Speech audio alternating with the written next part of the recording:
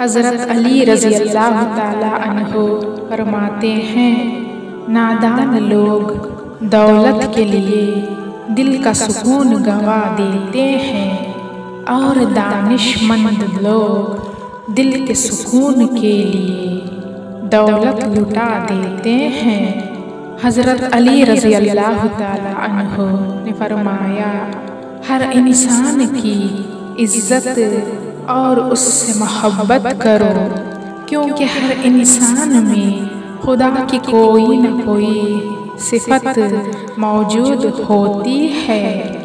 हज़रत अली रज़ी अल्लाह ताला अन्हो फरमाते हैं, दुनिया में खूबसूरत दिल तलाश करो, चेहरे नहीं, क्योंकि खूबसूरत चेहरे तो बहुत हैं, लेकिन खूबसूरत दिल बहुत कम है।